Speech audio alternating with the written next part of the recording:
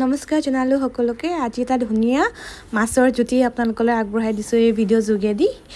আৰু এয়া হৈছে আমলখিৰ লগত মাছ যিকোনো মাছেই ল'ব পাৰে। মই লৈছোঁ লোকেল ৰৌ মাছ। আৰু সিদিনাখন বজাৰ গৈছিলোঁ, বজাৰৰ পৰা আমলখি কেইটামান আনিছিলোঁ। খাই শেষেই হ'ল আধা বোলো এনেকৈ বনাই খাওঁ। এতিয়া লৈছোঁ আলু আৰু আমলখি, প্ৰেছাৰ কুকাৰ দিলোঁ বইল হ'বৰ কাৰণে।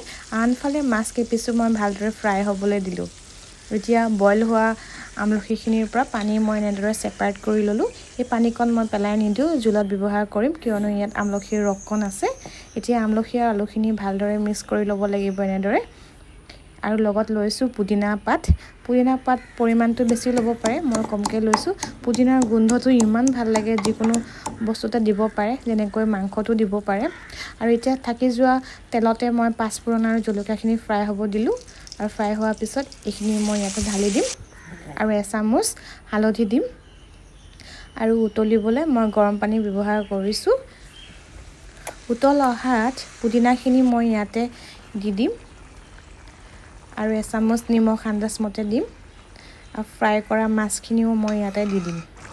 যদি আমলখি অকণমান কেঁহা পায়, এচামুচ চেনি দি ল'ব, তেতিয়া বেলেঞ্চটো মেইনটেইন হয়। এয়া দেখিছেনে ইমান সুন্দৰভাৱে উতলিছে। খাবলৈও কিন্তু বিৰাট ভাল লগা। যিসকলে খাই নাই পোৱা তেওঁলোকে খাই চাবচোন।